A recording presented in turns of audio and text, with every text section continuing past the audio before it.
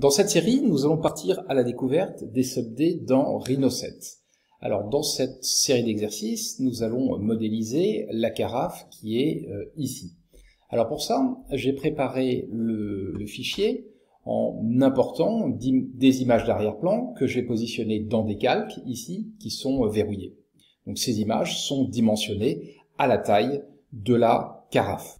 Dans le cas du modèle qui est ici, la modélisation sub-D va nous permettre d'appréhender avec beaucoup de facilité la complexité liée à la anse, et notamment le raccord de la surface principale avec la surface intérieure ici. Pour ça, nous allons dessiner un profil ici. Ce profil, nous allons le rendre sub-D compatible et procéder par extrusion. Nous allons principalement utiliser le manipulateur pour positionner, repositionner les sommets et les bords de nos faces. Alors pour terminer, nous allons supprimer un certain nombre de faces ici et créer un raccord. Voilà, je vais me positionner maintenant dans la vue de dessus, ici. Je vais activer donc le calque courbe qui est là et je vais chercher l'outil de dessin. Je vais commencer par dessiner une ellipse à partir de son centre, ici. Ellipse à partir du centre, ici. Le point d'origine, l'origine de mon repère, c'est l'origine de mon ellipse, ici. Fin du premier axe, ici, je vais saisir 40, donc 40 mm. Majuscule Shift ici pour aller chercher l'ortho, ici. Et la deuxième dimension, ça va être 30 mm, ici. Clic gauche.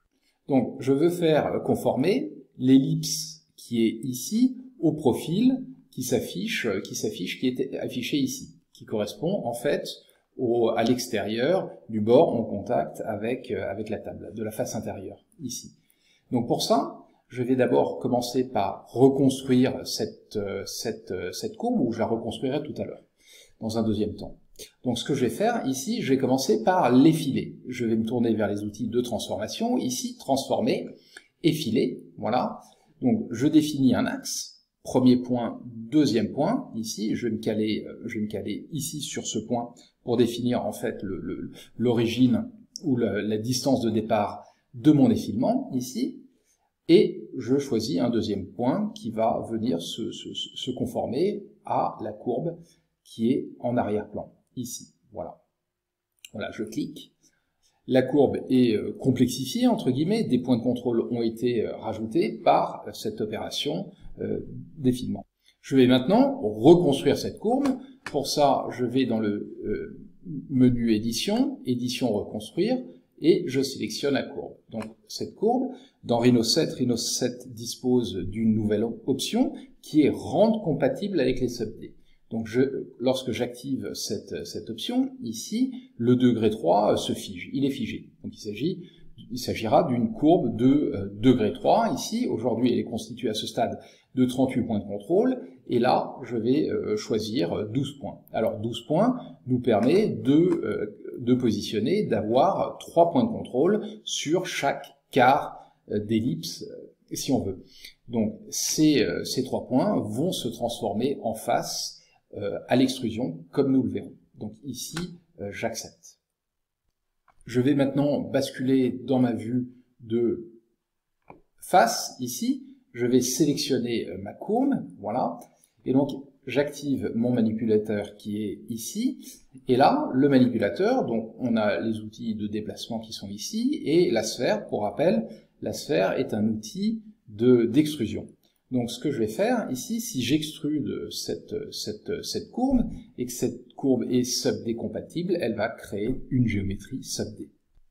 Aussi, si je clique gauche court, et je relâche sans déplacer, une fenêtre apparaît et me permet de préciser la distance d'extrusion. Donc ici, je saisis 35 ici, et j'ai une extrusion donc d'une hauteur de 35.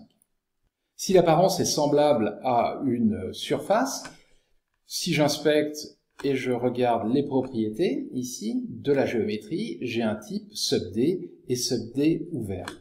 Aussi, si je sélectionne donc la géométrie, ici, et j'effectue une tabulation, la tabulation me permet de basculer entre le mode cache de contrôle et le mode lisse qui est ici. Donc, tabulation, Si j'accède aux outils SUBD, je vais retrouver cette option, inverser l'affichage, ici, qui me permet effectivement de changer les deux modes de visualisation de la SUBD. Dans ce premier cours, nous avons vu comment créer une ellipse, la reconstruire pour la rendre SUBD compatible. Nous avons vu aussi comment créer une géométrie type SUBD par extrusion. Et pour finir, nous avons vu les deux modes de visualisation de ce type de géométrie, le mode lisse et le mode cache de contrôle.